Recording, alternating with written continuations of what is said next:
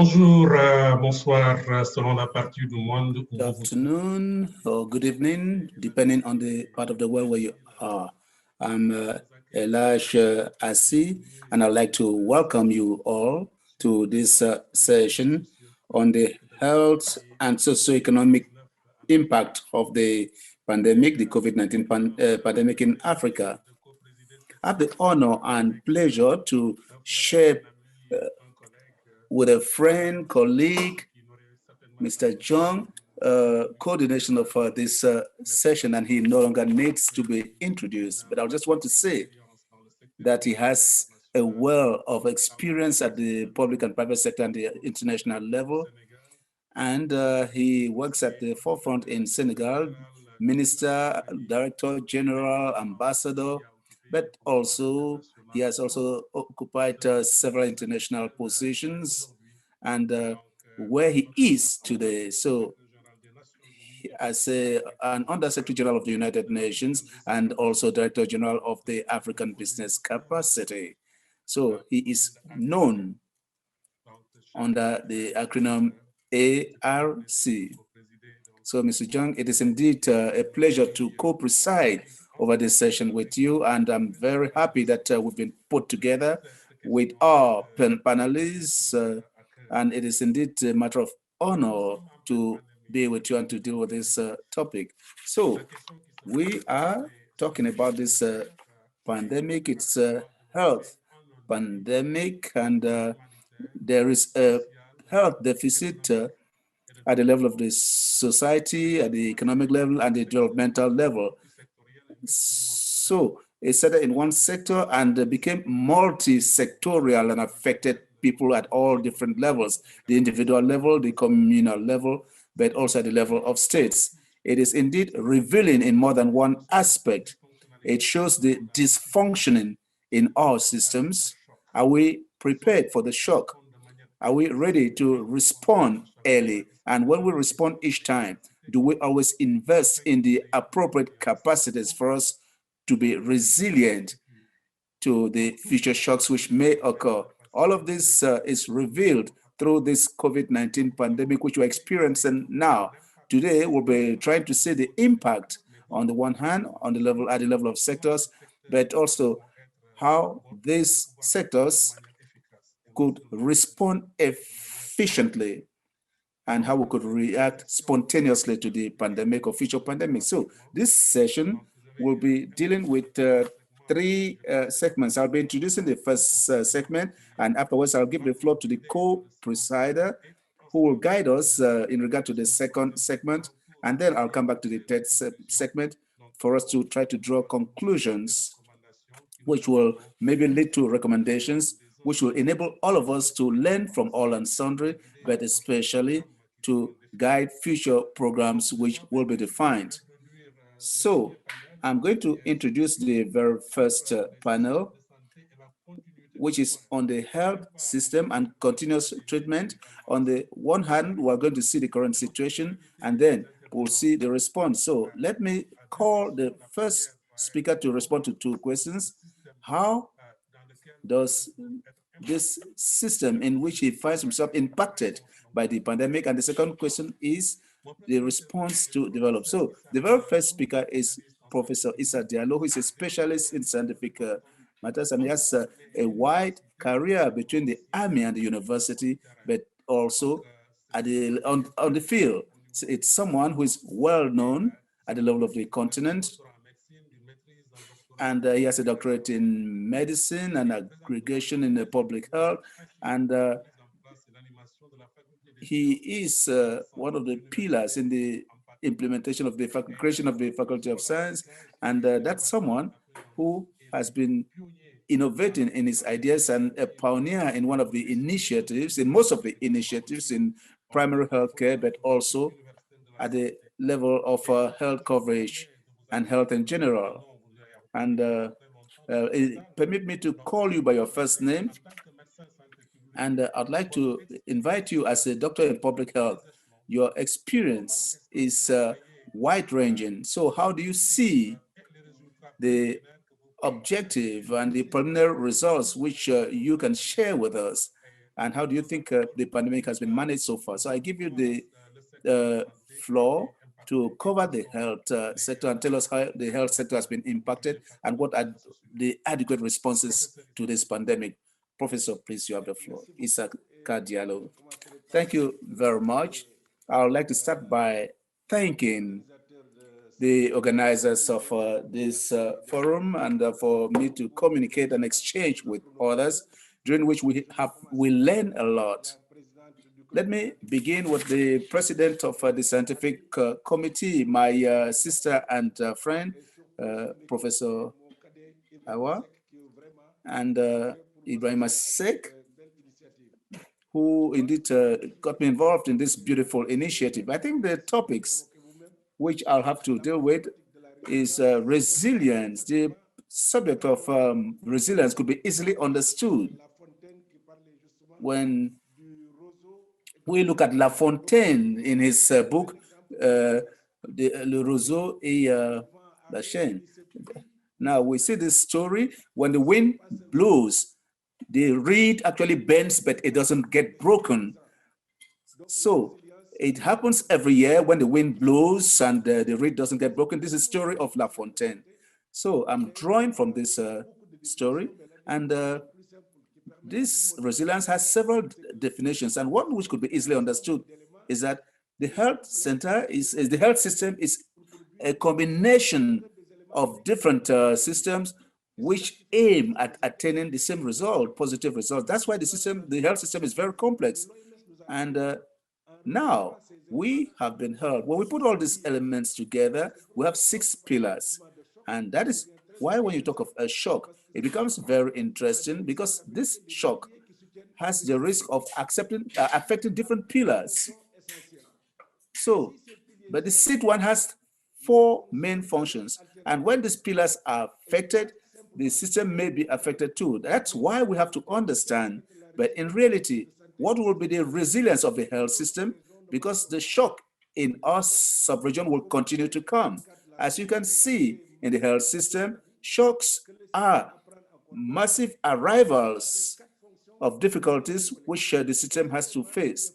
For now, we have 4 such situations, and as you are aware, if any of the 4 functions are not working well, they'll affect the other functions. So it is important for all the different sectors to work very successfully. Now, with the pandemic, the shock may be indirect, just as it may be direct.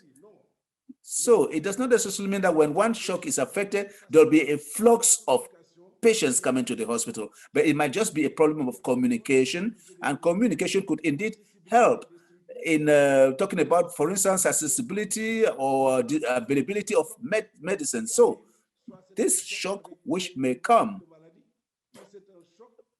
may be solved, because it could be a shock which may be many patients, or another shock which affects any of the other functions. So whatever be the case, what we know about today as far as the health system is concerned is efforts aimed at ensuring that the shock system is resilient. So we are struggling to build the health system. The WHO, the World Bank, the World Fund, all of them are investing a lot of money to make us have a resistant health system, so that these health systems, once they're attacked by a shock, be it a direct or indirect shock, the system should be able to respond to the 4 basic functions.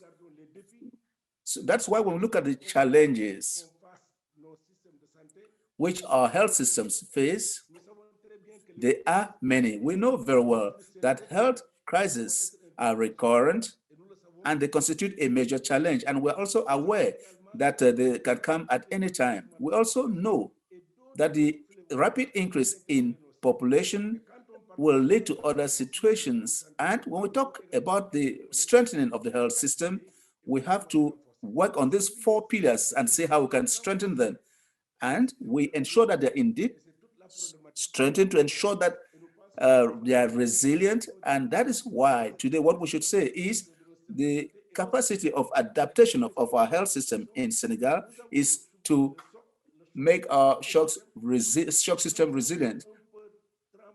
We panicked at times, but we have been able to pick up very quickly, and we have therefore been resilient. Our system has been resilient because we're able to produce counter shocks and deal very efficiently with the pandemic. Thank you very much.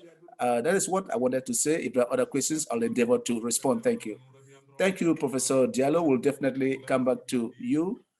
You said it yourself. We'll always face some of these shocks of different types, but it is not a fatality because each shock could become a disaster or a catastrophe. But if they don't become catastrophes, it will depend on how resilient and how well we prepare and our capacity to deal with them, to resist to them. Thank you. And we'll definitely come back to you with some questions and conversations. And I believe that I'll now give the floor to Dr. Diane GASHUMBA, former Minister of Health of Rwanda, who also has a very strong experience and has held different positions at the level of the district, but also at the level of the regions, at the international level, and he is now Minister of Health, former Minister of Health. He has been in the board of directors, and he has also been in the board of rollback malaria. So he has a tremendous experience. It's rather Madame and not he, Madame GASHUMBA. Please, you have the floor. Okay. So Jan GASHUMBA Nepala. Madame GASHUMBA is not there. Okay. Jan GASHUMBA is not there. So we will continue our discussion, and I'll come back as promised to Professor Diallo. But for now, let me introduce another friend and colleague, Dr. Mohamed Ali Pate. Very good to see you again. So here is a colleague also who has a very long experience at a country level that led him all the way up to be the Minister of Health in one of the largest countries on our continent in Africa. And then today he's heading the nutrition population unit at the World Bank. So Mohamed, the question is, you were Nigeria Minister of Health, and today you had a global financing mechanism known as the GFF at the World Bank. What do you think of the current crisis and what is called the secondary wave that will be triggered by COVID-19 on women's health outcome, children, adolescents? And if you could elaborate on the kind of impact you are seeing on that sector, and then let us know what are the responses that are being developed by the sector. So over to you, Mohamed. Thank you, Elhadj, and thank you to the organizers and Professor Cheikh for inviting us to participate in this important forum. Very early in the COVID-19 pandemic, the Global Financing Facility sounded the alarm to what we call then the secondary health crisis from the impact of the pandemic, beyond the direct impact of the infection on people, which is severe as it is, but the secondary crisis is something else that could be even more significant in parts of the world. We were and continue to be deeply concerned about the disruptions to essential health services and the understandable reluctance by patients to seek for care for fear of the COVID-19 infections, and by providers also for the same reasons. There is no doubt that the pandemic is unleashing the secondary crisis which we feared. There have been substantial disruptions in outpatient visits, particularly for children under 5 years of age, for childhood vaccinations, for family planning services, and care for pregnant women, all of which are key drivers of the recent global progress that we had seen in reducing maternal and child mortality. We also know that even as lockdowns end and the services might be able to reopen in many countries, the knock-on economic impact from COVID will have a devastating impact for many people around the world and in our region. Findings across the 36 countries where the health data is available show that on average, about 40% of foregone care is due to financial barriers which only threaten to worsen as the economic crisis rages on. So in addition to the disruption of the availability of services, the affordability of services is also becoming a major issue. We estimate at the GFF that as many as 26 million women across the 36 GFF partner countries could lose access to contraception, leading to nearly 8 million unintended pregnancies. I know that you share my view that this is simply not acceptable. The Global Financing Facility and the World Bank are fully aligned in terms of the overall World Bank Group's response, which is supporting several countries in the region, extending beyond the 36 partner countries that we have supported under GFF, to promote and protect the continuation of essential health services for women, children, and adolescents, and adapting primary healthcare systems to respond to the COVID-19 pandemic. For example, we're supporting countries to access the best evidence and conduct resource mapping and expenditure tracking to ensure that services are sufficiently and efficiently financed and executed, despite the challenges that are prevailing. We're also supporting our partner countries to adapt their service delivery models to secure essential commodities and protect their frontline health workers, including innovating in the service delivery models themselves with the private sector and working with community-based organizations. It is not about only making the services and product available, but also making sure that the women and children who need them will be able to access them. That is why the GFF is also supporting countries with public communications and campaigns to counteract misinformations, as well as expand demand-side financing, such as the use of digital coupons and vouchers to improve equitable access. Many countries, civil society organizations, and multilaterals have also stepped up efforts to protect essential services, but more needs to be done to turn the tide. What will it take to ensure that the hard-fought gains in women and children's health are not lost, and that we get back on track to achieve global goal of health and well-being for all? I think this is really a fundamental question that we have to answer. But first and foremost, response and recovery efforts must be country-led, and they must be driven by governments and in lockstep with communities and engaged populations. Secondly, a relentless focus is needed to advance equity, voice, and gender equality so that important issues such as sexual and reproductive health and rights are not sidelined as we rebuild our health system. And thirdly, health systems must be reimagined to better respond to the needs of women and children and become more resilient, as the professor mentioned earlier. And lastly, the economic recession that has been caused by the crisis has reduced fiscal space. However, there will be no sustained recovery without increased investments for women, children, and adolescents in both domestic and international budgets. So ministries of finance and ministries of health will need to really step up to protect, but also ensure that those are taken into account. COVID-19 has shown that no country, no agency or partner can do it alone. This will take all of us to work together in concert. We're humbled as the bank, as well as the Global Financing Facility, to support those on the front lines, and we're committed to working closely with country leaders, global health financiers, the United Nations, WHO, UNICEF, Gavi, Global Fund, other bilateral donors, foundations, civil society, and the private sector to do this. Supporting countries to protect essential health services during shocks like COVID-19 while building resilient and inclusive health systems for the long term is the backbone of the GFF strategy. We look forward to working with you all in the period ahead. Thank you very much for inviting us once again. Over to you, Asad.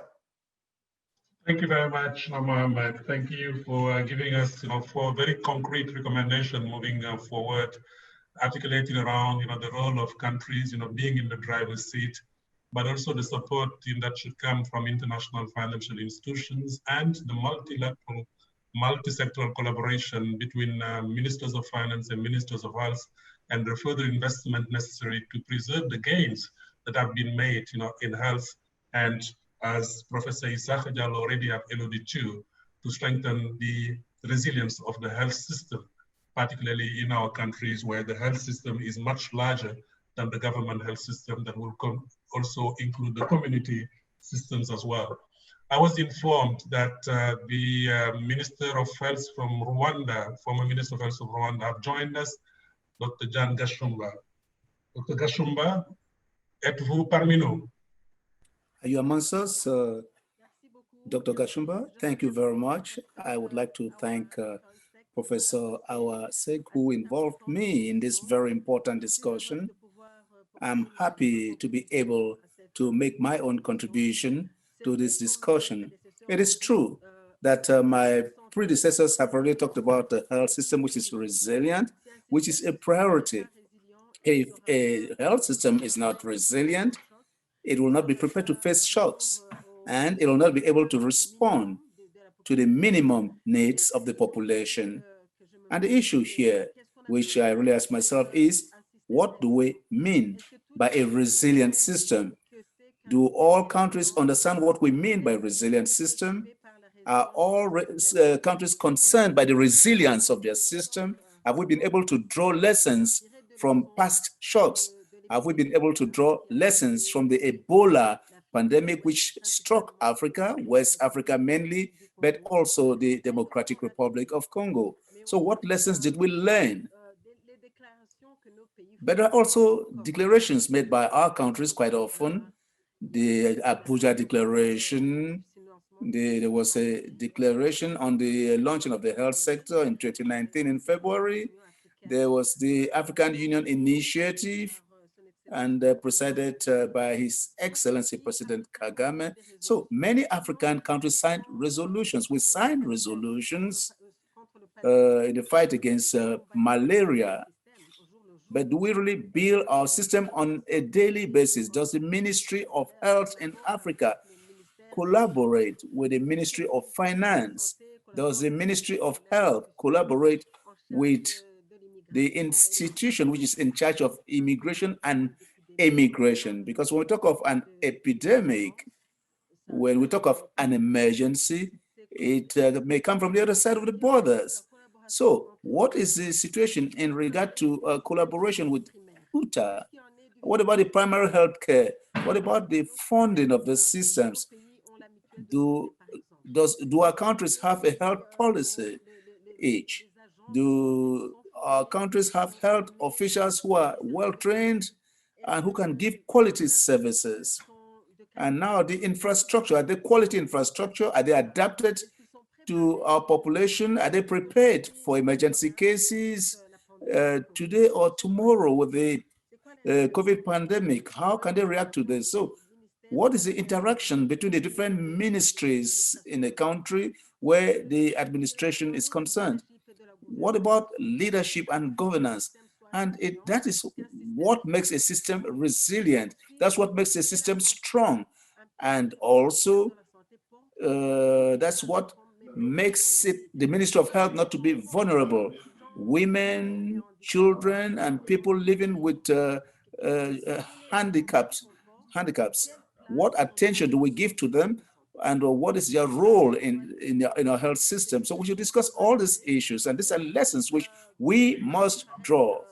I would say that I don't want to appear cynical or sarcastic, but in any cloud, there's a silver lining. So I believe that the entire world could come together to help one another to discuss for a better future. Thank you. Thank you, Madam Gashumba. You have indeed made reference to all the promises which have been made over the years. And the question is, have we been able to live up to these promises which we made?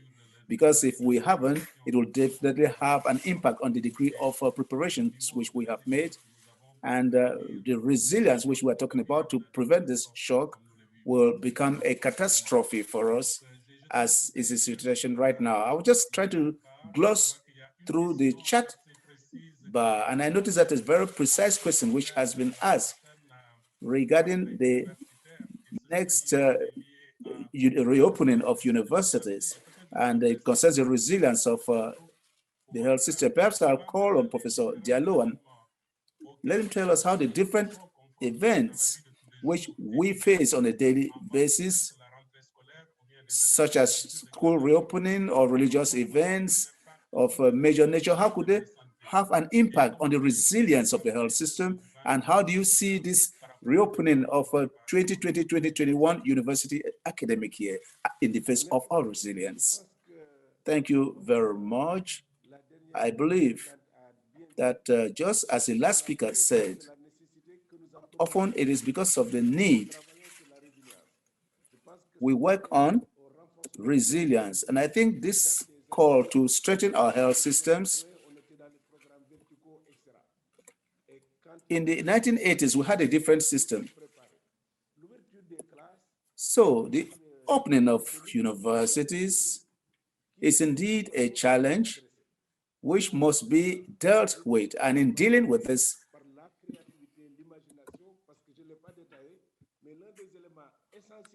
résilience, c'est une bonne gouvernance. The essential point of resilience is good governance. So when the leadership, La chance d'avoir un système innovation, and creativity will lead to a resilient system that is stronger. So it's not only putting into place the infrastructure, the equipment, the human resources, the medicine and the vaccine. No, we need strong governance that will be able to react straight away with the flexibility needed. And this is why systems will be shaken. What was administrative and full of red tape will give way to modern management. And this is what will happen. Thank you very much, Professor. To come back to governance and innovation, of course, governance is also accountability. Yes, there is no real governance if we are not held accountable. And if we are not held accountable, then you do not gain the trust, the necessary trust, so that communities and population will follow the elite or authorities in the road they have built for prevention and everything. We are running out of time, so now I'll ask Mohammed and Diane GASHUMBA to give us each maybe some last recommendation for a more adequate. Mohammed? As far as the resilience of health systems, is concerned. Thank you. I think the key is to really focus on the front lines, where the services ought to be delivered, connected to the communities. So the primary healthcare systems are the most cost-efficient part of the health systems. So as we rebuild, focus on those basic services that ought to be delivered, that will help us not only for COVID, but for the other issues that are also killing and also exerting a huge cost in terms of lives and livelihoods in our communities. So that's the really focus as we rebuild after the pandemic, to build resilient systems that are engaged with the communities within which they are, basic services to be available, and also the intersectoral linkages, and to ensure no one is left behind. Thank you very much, Mohamed. Jan, recommandation finale. Merci beaucoup. Diane? Yes, my recommendation would be to use data, have reliable data, disseminate them, but also the digitalization of our services so that we can have a more rapid response, reaching everyone, and also reinforcing the structures that already exist, but also devolving to others so that we can reach every remote areas. But first of all, hygiene, basic hygiene rules, at home, because many epidemics and pandemics rather are linked to lack of hygiene. Now I'll give the floor to my co-chair, Ibrahim Cheikh, that will now move on to other sectors that are being impacted and where we are waiting for real response. Thank you very much, co-chair. I am here. I've followed your knowledge of the sector that has manifested by the relevancy of questions, but also the speakers. I know that you are quite modest and you do not really talk about your background, but I would love to mention it because you have done me the honor of introducing me, and I'm really proud of what you're doing for the sector. By first of all, talking about your activities at the United Nations, you've worked quite a lot with the HIV pandemic, but in other institutions of the United Nations as well. I'm so sorry to put you on the spot, but you were the first African Secretary General of the International Federation of the Red Cross Society organization. It's absolutely an honor and pride for African, but also president of the Kofi Annan Foundation, and that's also that's also something we are really proud, and I'm honored to be your co-chair. Forum Galien is always very emotional for me because as a main facilitator in the last edition in Dakar, you know that I couldn't miss this edition, and under the leadership and the energy of the president of the scientific committee, even if it's virtual, it still has been a very dynamic and energizing forum, and the whole of Africa is very proud of it. Now I'll leave the health sector that I really love to move on to a very important sector, the mining sector, that have a very important impact and a very important role in our African economy. You know, it contributes to economic growth everywhere in Africa, and we are lucky enough to have with us two speakers that have a lot of experience in the sector. First of all, my friend, Mr. Abdou, the managing director of Sabodala Gold in Senegal. And we also have with us BALDE, that is the executive director of the Initiative for Transparency in extractive industry. The Extractive Industry Transparency Initiative, rather. So I'll start with the question. My question is to know how the pandemic has impacted the industry, considering the community that have been affected by your industry. What are the initiatives that you've taken to be able to really support these communities in your sector? Mr. C, you have the floor. Your microphone is muted, Mr.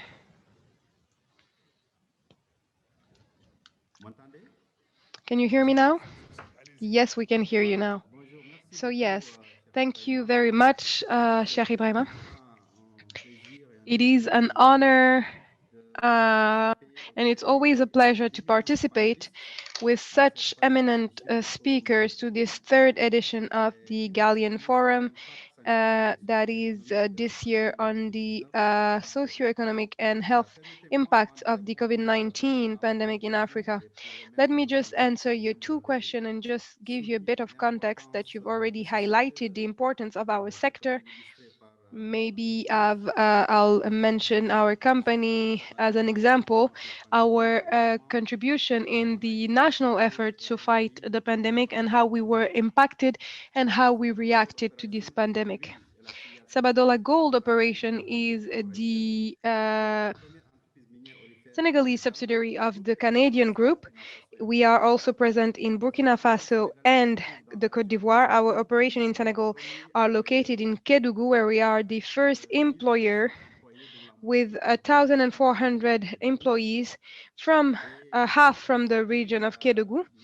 And you'll be able to see our contribution with the example of 2019, 190,000 billion, 80% in Senegal. So it's between distributed between local purchases and the tax office. This put us in the top 3 of the major taxpayer of the country.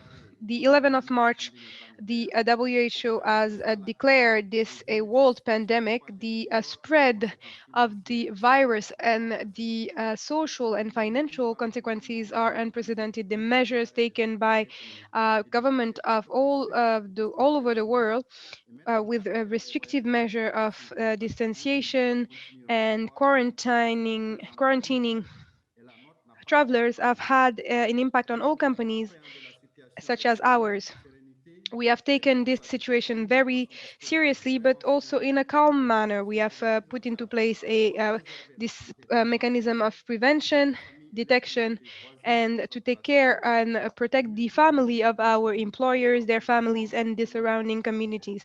We have maintained our business activities. Of course, it has impacted our production in the last quarter of 2020, but the health of our employees has no cost. Due to the restriction of COVID-19, we have put into place confinement protocols since mid-March. We have strengthened our medical team, and we have identified hotels where we were able to quarantine our personnel, and we were able to quarantine new personnel for 14 days before they would enter the extraction site. Our employee in Dakar, the epicenter of the pandemic in Senegal, has started working remotely from mid-March to late October, and we are thinking on going back to this working remotely mode because of the increase of cases. When it comes to managing production, in order to mitigate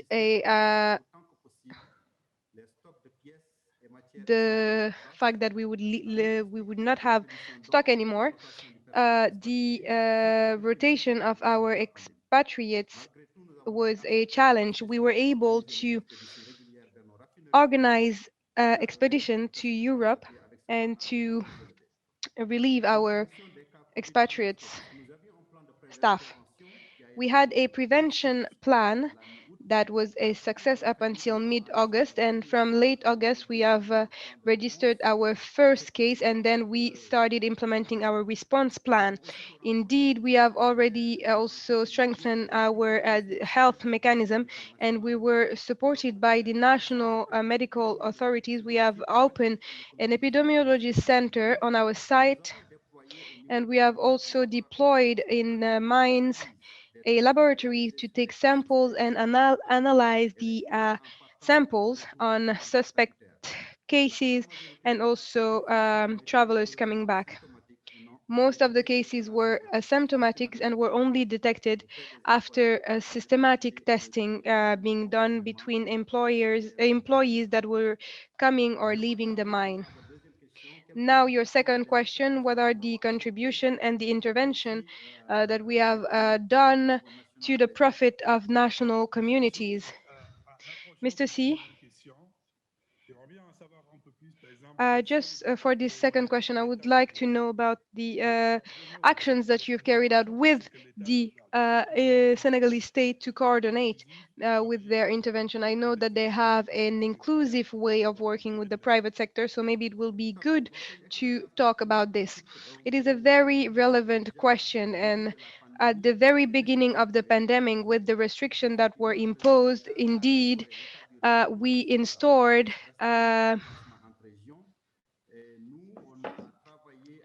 we worked with authorities, the Ministry of Health, the Ministry, the Home Secretary, but also with the governance of Kédougou to have special authorization to confine our site, with the Ministry of Mine, of course, our line ministry, but we also started putting our employees in quarantine as it was recommended by the prescription of the Ministry of Health.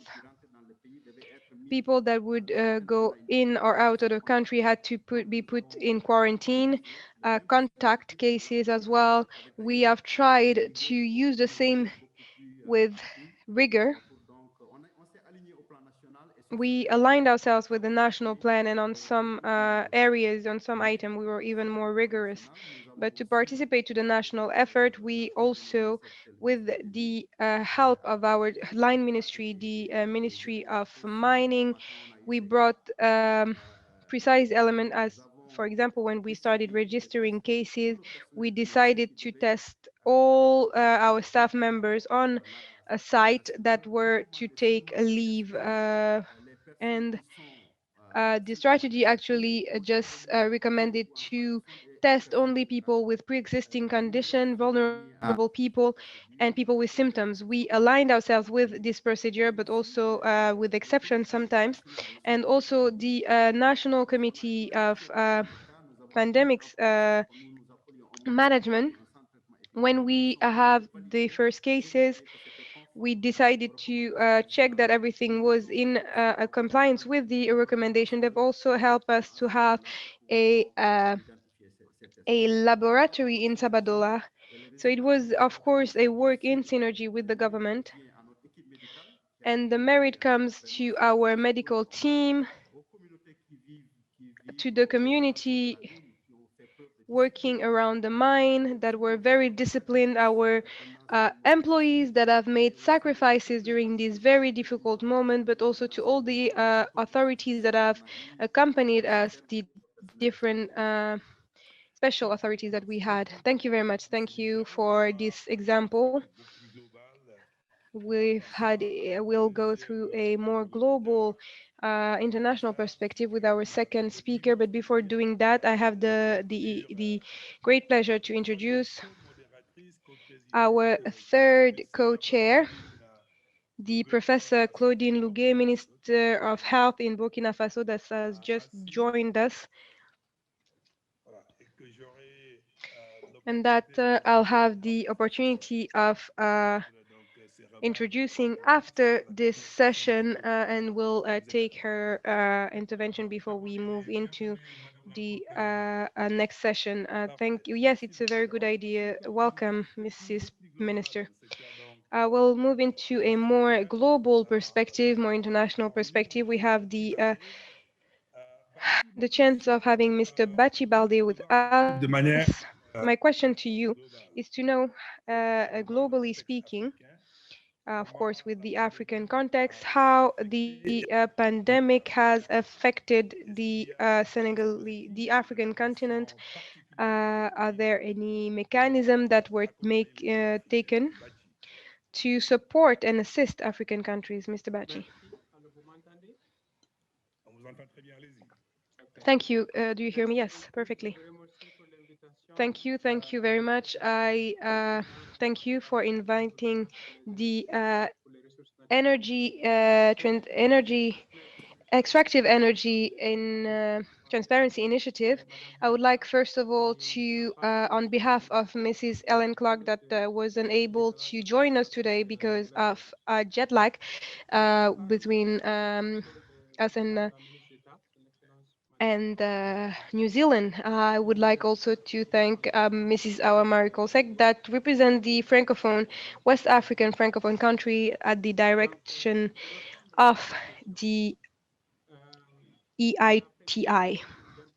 First of all, the impact of COVID-19 on countries in Africa. First of all, I would like to say that it is very important to remind that 26 of the member states of the EITI are African. They are rich in natural resources. Sometimes they have to fund urgently health structures.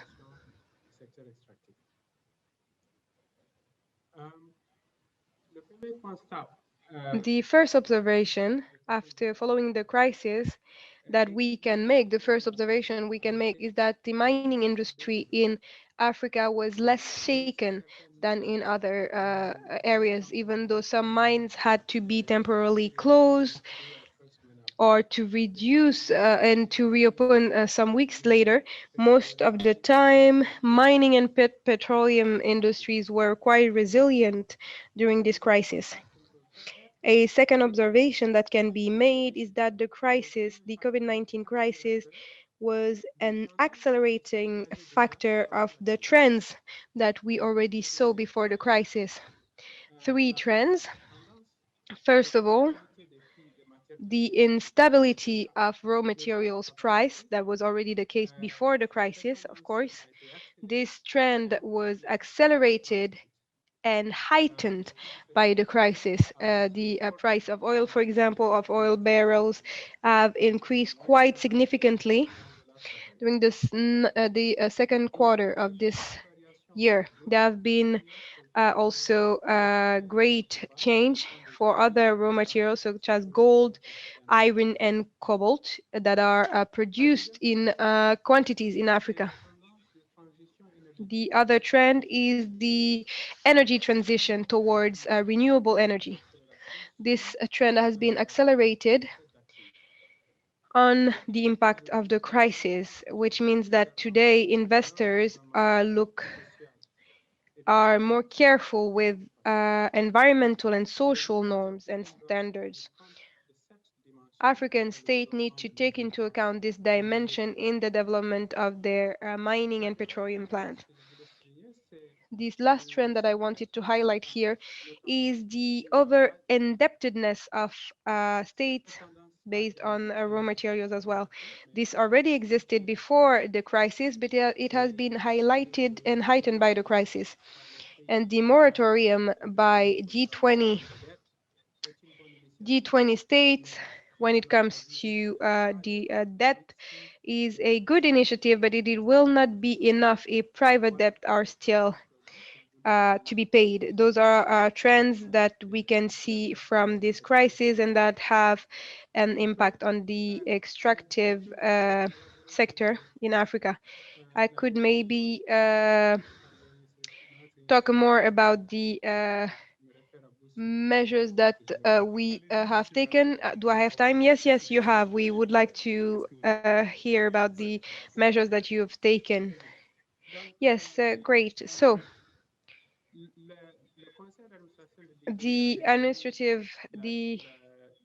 board of director of the EITI has recognized, acknowledged the gravity of the situation, the seriousness of the situation, and the measures that were taken by the boards of director was to have more flexibility, meaning that transparency and good governance standards are still applicable to all the member states, but we have now introduced flexibility measures to allow to collect data within this pandemic context.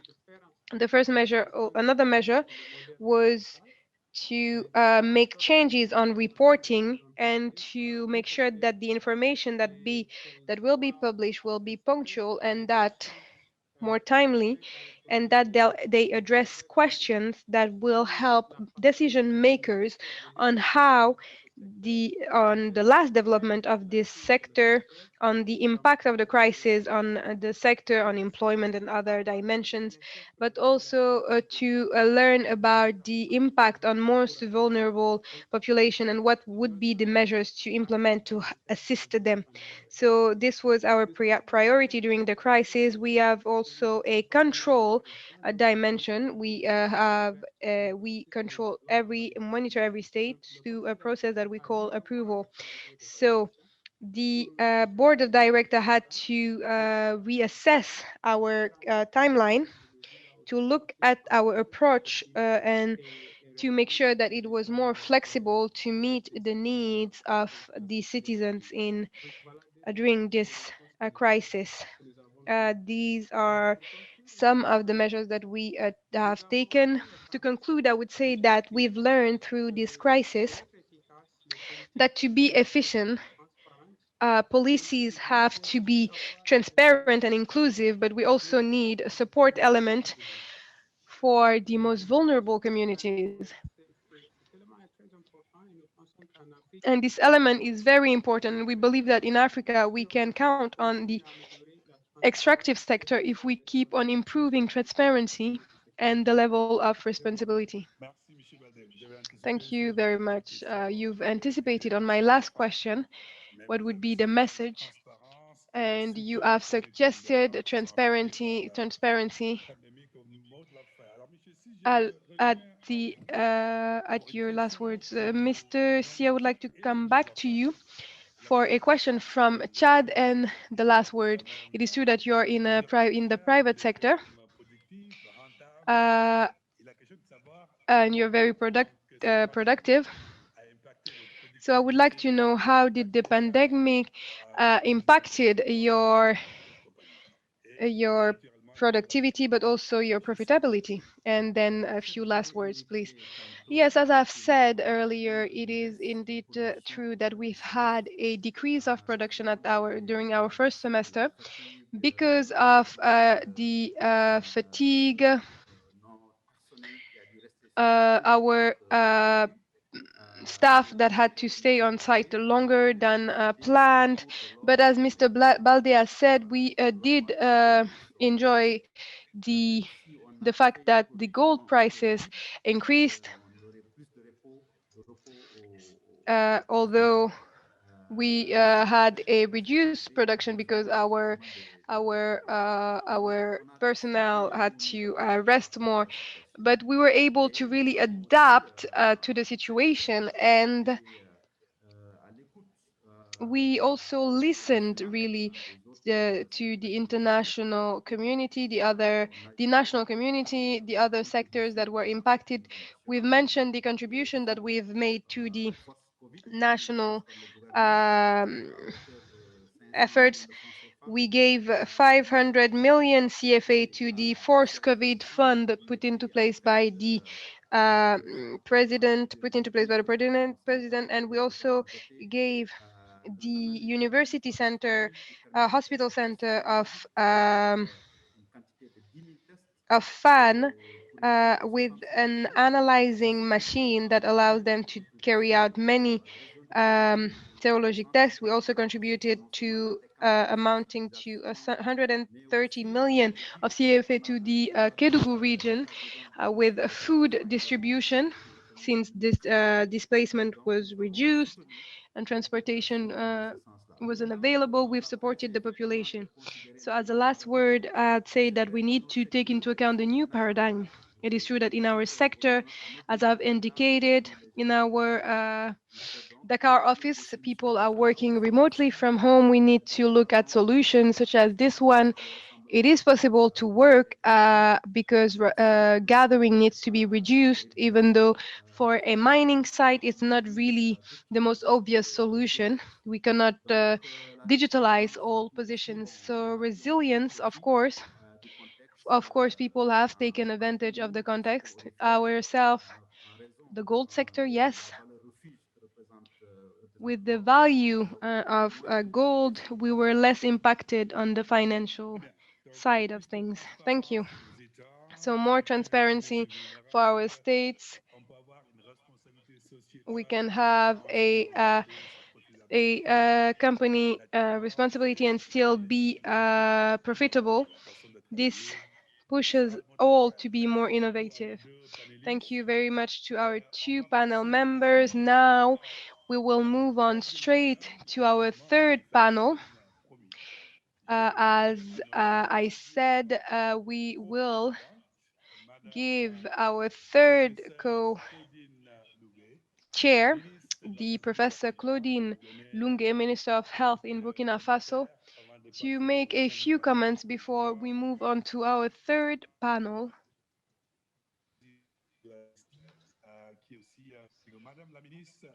Mrs. the Minister, you have the floor before we move on to the last panel. Thank you very much. First of all, I would like to thank the organizer of the last of this edition. Participated to the first edition myself. I would like to apologize to my co-chairs. It was the internet connection that gave me some troubles. I was on time, but I had issues to get online. I would like to thank the presenters of the first panel and Hampaté that I know myself very much. I would also like to thank my friend Diane and everyone that has spoken before the second panel. The first that was interesting, the second that was very interesting because Burkina Faso has also benefited from the mining sector, and what it brings as the mining sector is represented in Senegal and in Burkina Faso. The mining companies have helped us. They have helped us build capacity for our laboratories. And so these were very interesting panels.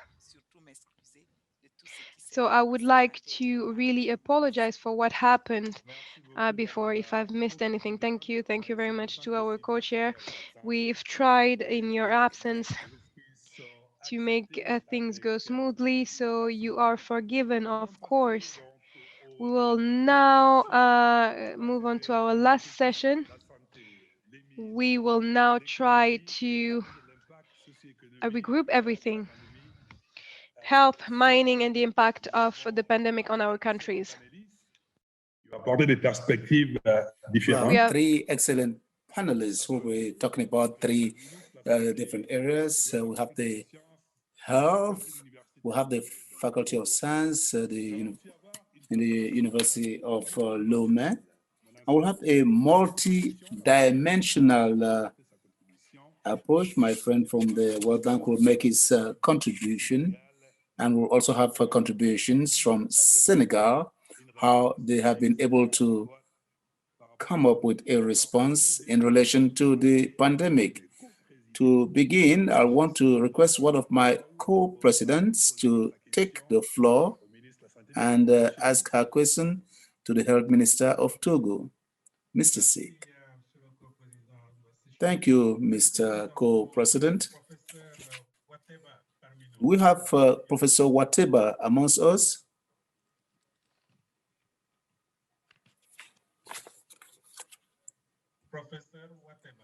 Professor Wateba, is he in our midst? I'm verifying because I couldn't see him on the screen. This said,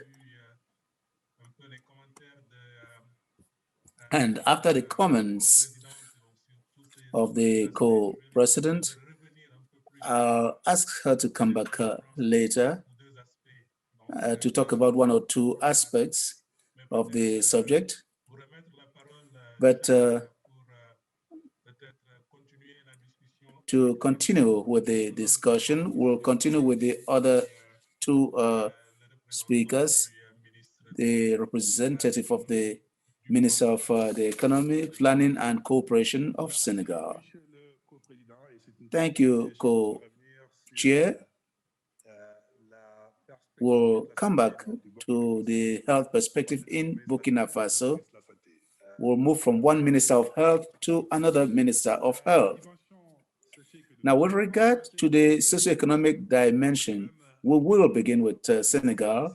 It is my country, which is cited as a good example in relation to its response to the pandemic. And it is also a country which has been able to develop in a very short space of time in response to the pandemic. So we are lucky to have in our midst Papa Job, who is the Director General of Planning and Economic Policies. Baba, if you are with us, the first question I'd like to ask you is, come back a little to the challenges which Senegal faced during the pandemic. We have lost the speaker. So very quickly on these challenges in relation to the pandemic. And of course, you can talk about the response of Senegal to the pandemic from the economic perspective. So Mr. Bamadou, you have the floor. Thank you very much. And good evening to you all.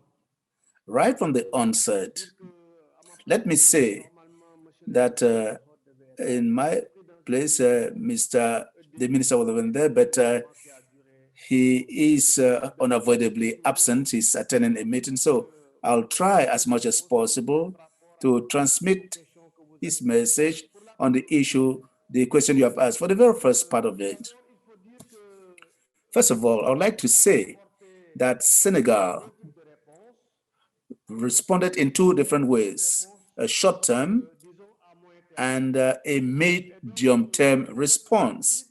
With the COVID, you asked me what were the challenges. These challenges are about 5 in number. There's the issue of food security. There was the issue of pharmaceutical sovereignty. There was the issue of protection, social protection, and transformation. So all these lessons acquired from this pandemic have led us to affirm, in fact, it has become a new priority for the government to justify the action plan, the priority action plan, which we intend to implement for the future. Now, you may proceed, you may proceed. Now, after this response, we saw after the first cases, Senegal applied the short-term approach and to deal with its economic and social resilience of 1,000 billion CFA francs to deal with the situation in Senegal. And it was the second highest amount in Africa after South Africa. So this response was around 4 pillars: the health system, distribution of foodstuff to the most vulnerable people, macroeconomic stability through all the support from the state to accompany the private sector and enterprises, be they formal or informal enterprises, or through fiscal measures. And the last pillar was just to secure the supplies in the country in terms of hydrocarbons and basic needs, to ensure a continuation of economic activity and to ensure that the most vulnerable were attended to. Thank you very much. We'll leave Senegal and Mr. Nathan Belletti, I know you are online. You're the World Bank Country Director in Senegal, but also cover Mauritania and Guinea. So I want to hear your perspective from not only Senegal, but also the region as well. So my question to you, given the bank has been supporting a number of countries to deal with the pandemic, so if you could just share with us, first of all, some of the lessons learned from the process, and then second, what are some of the support that the bank has provided to these countries to be able to deal with the pandemic? And Mr. Nathan Belletti, I understand you would speak both in French and English, whatever suits you. It's over to you, Mr. Belletti. Thank you very much. Can you hear me? Yes, we can. Go ahead. Okay, great. Thank you very much for the opportunity to be here. Given that my discussion points will go beyond Senegal and to cover the world, I'll go ahead and speak in English for the broader participants. And thank you very much to Professor Marie-Colsec for this very kind invitation, and for all of you for inviting the World Bank. As you know, countries in sub-Saharan Africa have overall put forth a great effort to put this pandemic under control. Nonetheless, it continues to wreak havoc in the lives and the economies of African populations, pushing the region to its first recession in almost 25 years. The Africa region is expected to contract by 3.3%. And to give you some even more drastic examples of the sub-region, in Cabo Verde, it's supposed to contract by almost 11%. In Senegal, where we have seen a very successful 6 years of sustained high growth, we're foreseeing a contraction of 0.7%. All this to say that the economies are being battered.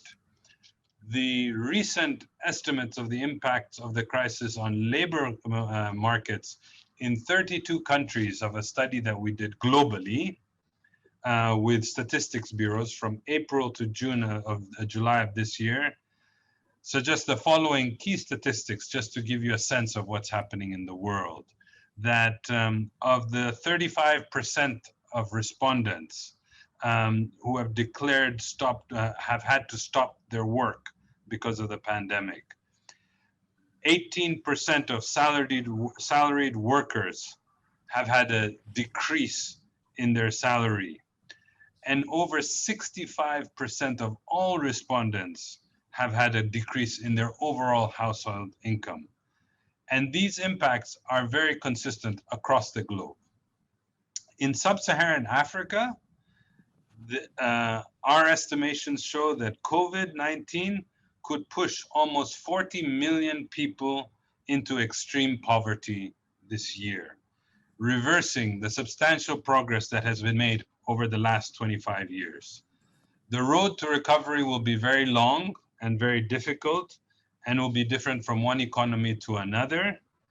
But this is why the role of multilaterals and bilaterals, among others, is critically needed to provide emergency support, particularly to the poorest and most vulnerable, but also to ensure that the recovery is dynamic and equitable as possible.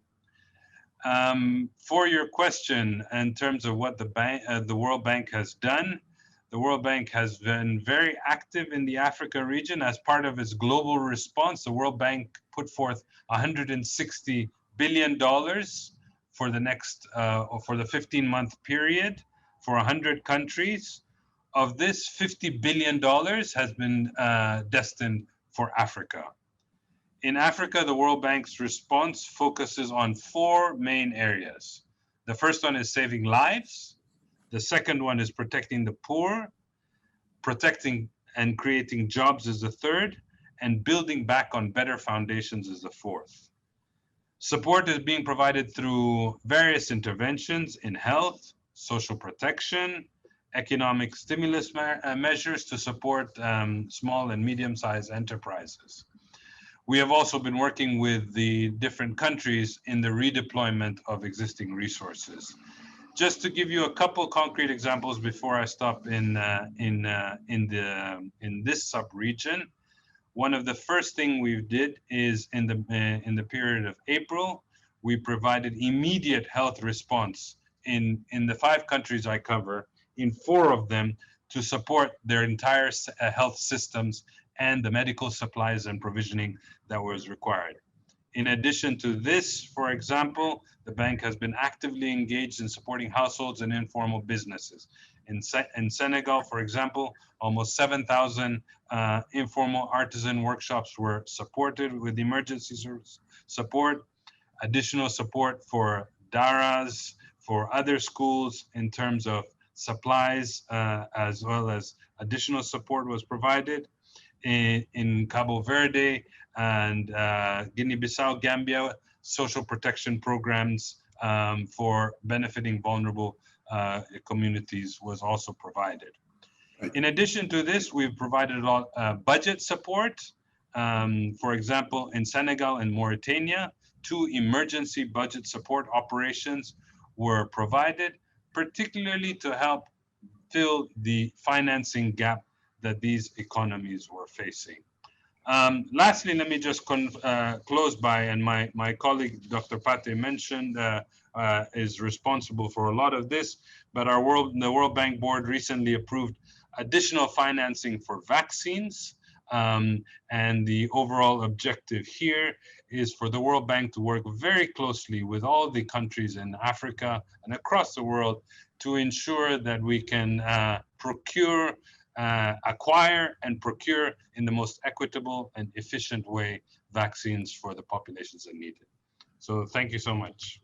Thank you very much. Je vais, thank you. I will come back to you and ask for your final recommendation and takeaway from the conversation. Je vais peut-être repasser la parole à mon co-président. I'll give the floor to my co-chair, Mr. Sikh, who may have a reflection or may have a question to ask to the members of the panel. Thank you.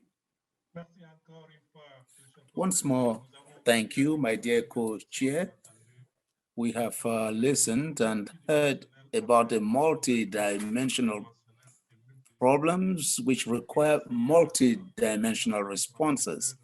So we can see how these different sectors are reacting to the pandemic, and the one we always come back to is that of the health.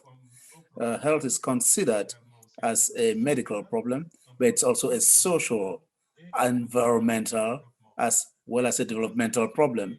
And in that regard, perhaps we could once more take another perspective from Madam Professor, Minister of Health from Burkina Faso. Welcome to home in Dakar. You are amongst many other university dons who work in the field of health, and would like to have your opinion before giving the floor back to the co-chair for the continuation of the program on the socio-economic aspects. Thank you, co-chair. Let me, with regard to this perspective, let me come back to just one issue, one question from Diane in Rwanda. She asked, what is a resilient health system? The pandemic came with a shock to health systems, and health systems are forced to do the best they can not to receive another shock of this nature. And I believe that since February, since March, basically, where the health system of Burkina Faso was affected by this pandemic, it has tried to do its best to build itself in order not to face another veritable shock, and it has shown some degree of the immaturity of our systems. But especially the pandemic came and it led us to question some paradigms. We always said that there's an epidemiological transmission, that we're moving from non-infectious illnesses, but the pandemic has made it clear that infectious diseases are not far, and they're just by the side, and all health systems have started strengthening their systems once again, all their health systems. And we've understood that we have to live with this pandemic. And we have carried out what we call a devolution of this pandemic in all the health system, so that the health system in its most local level, there should be health workers to deal with this pandemic in the more remote areas. Because at the beginning, we were dealing from it from a centralized position, but for the past 3 months, we are trying to give that possibility to the entire system in the most decentralized level, the most local level, to deal with the pandemic.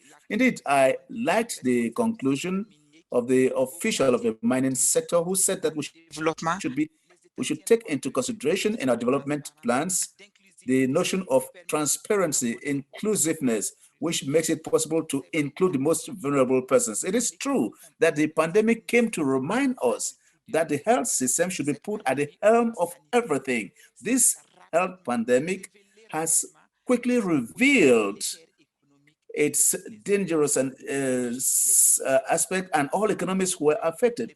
Even the strongest economies and the most advanced countries were affected, and all societies and populations were affected. So inclusion in development is indeed a basic factor. And I believe that all these economies will become aware that for us to succeed, we need to have an inclusive development model, leaving no one behind. Therefore, we have to evolve quickly towards universal health. And thank you very much. Thank you very much. Once more, Madam Minister, thank you. I believe that we have tried. You have tried within the time frame to make your contribution and give answers to some questions. The questions can never be too exhaustive, but I think what you have said is indeed relevant and adequate in relation to the topic which we are dealing with. I just want to give the floor to my co-chair, But before I do that, I would like to recall that for over 70 years, the WHO has not seen this as just a problem of health. It has looked at it from a global perspective of social well-being, economic well-being, and therefore, if we come back to this orthodox health method, it is appropriate to have some of these speakers from their respective sectors. They will help us to improve on this well-being and this global approach to the pandemic. And that is why we were all very happy to respond to the call from our sister, Professor our Mariko Sek, because we have moved from word to action, and we've seen that in her career. And it is this credibility which also gives credibility to this forum. So it is indeed a great pleasure to have taken part in this forum. And in that, and I'll now give the floor to my co-chair, who, beyond health aspects, he's one of the most appropriate persons to look at the different sectors which are affected on the one hand, but which could also develop adequate responses, including the African risk capacity, which is also there to give some assurance in the situations of disaster which we could prevent. But if we face this situation, we have to adopt measures to try to reduce the impact at the level of the communities and the government. Mr. Co-Chair, you have the floor, and it's indeed a pride to work beside you. Thank you, Mr. Vice President. It shows that democracy could indeed be shared amongst three persons and in a complementary manner. And we can see it through this forum. So democracy should shine with where you have three people sharing the office. So lots of messages have been shared and recommendations too. And I'll not want to come back to the details, but there are some messages which are very important, because the Galien Forum is also a platform to make recommendations and make suggestions on which are very important. The first being, of course, the pandemic, and it has revealed the importance of planification and capacity building. Investments should be done in the health sector for a long time, which have not been done, and now they are going to be done because we have crises, there have been earlier crises, and it's important to invest in the health sector. And this is a message that comes out of the discussions. And the other part of it which comes out is a message of transparency. In times of crisis, we need to reassure the population through transparency from the state, and the pandemic also revealed this. And thirdly, I have to say that the pandemic also affects the population, but vulnerable people, women, and it is very important in the state when it intervenes should take into consideration these vulnerable people. The fourth message is innovation in our countries. I think the pandemic has pushed each of us to see how we could manage our activities and innovation. And I think the fifth message is that it is possible as a private sector. There's a societal responsibility. We see the role of women in the community. We saw this demonstrated, and this is possible to be done. And there are other messages. Our economies were strongly impacted in Africa, and it is important, as Senegal said, for us to look at short-term measures and medium-term measures, as said by the Senegalese representative. So, lastly, to end with the intervention of the World Bank, which on the one hand said it could give financial aid but it could also provide necessary investments for this sector and to help public health in our country. And I believe that these are examples on which we could learn, hoping that one day Africa will be able to come together and draw lessons so that we could better prepare for the future. On this note, it has been a great pleasure, beside my two co-chairs, to share this moment with you. And I'll give the floor to the controllers now. And thank you all. Thank you all.